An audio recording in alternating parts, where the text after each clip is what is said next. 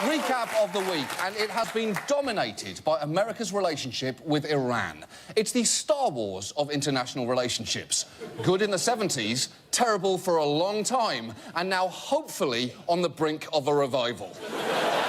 Because this week, we got some major news.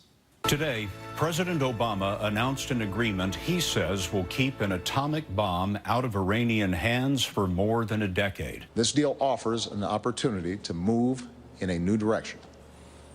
We should seize it. Wow. I mean, you can tell the president means business because he's speaking from the "I killed bin Laden and threw him in the ocean" wing of the White House. And you can tell that Biden means business because he is locking eyes with the camera like a silverback gorilla who thinks you're challenging his alpha status. You want to dance, motherfucker? Iran's not going nuclear, but Joey B might. Do you want to dance with me? In his address, the president wanted to make it clear just because he was making a deal with Iran did not mean he fully trusted them. This deal is not built on trust. It is built on verification. Inspectors will have 24/7 access to Iran's key nuclear facilities.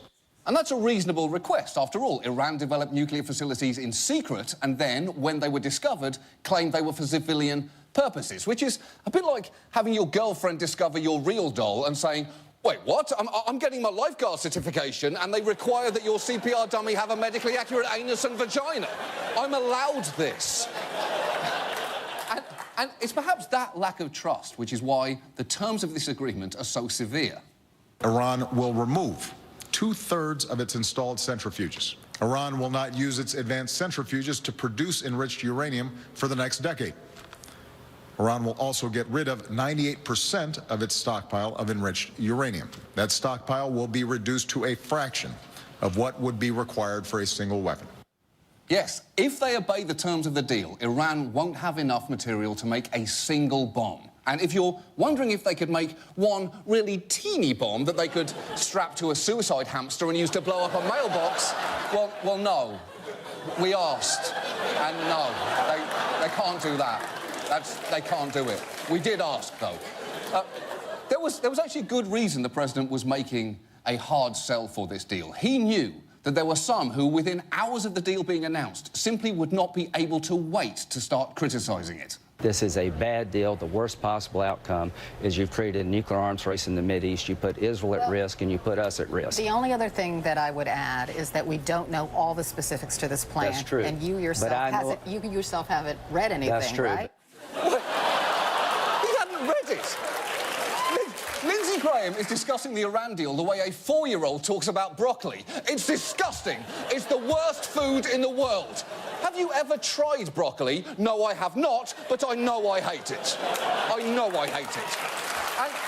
And Lindsey Graham, to be fair, was not alone in criticising the deal based solely on what he thought it contained. The deal that we have out there, in my view, from what I know of it thus far, is unacceptable. If, in fact, it's as bad a deal as I think it is at this moment, we'll do everything we can to stop it.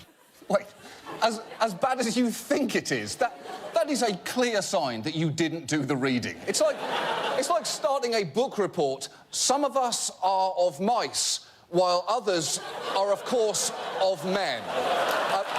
There have been many good Gatsbys in history, but only one I would call the Great Gatsby. And the thing is, how can you not read this deal before commenting? It's only 159 pages long, and much of that is lists and preamble. The actual meat of the agreement is about 90 pages, making it around half the length of Babysitter's Club #1, Christie's Great Idea. And look, I'm not saying the deal is perfect. I'm just saying think of the nuclear agreement with Iran as a calzone. It could contain a lot of things, from cheese and marinara sauce to a dead mouse. But the point is, you don't get to complain about what might be inside unless you have fucking looked.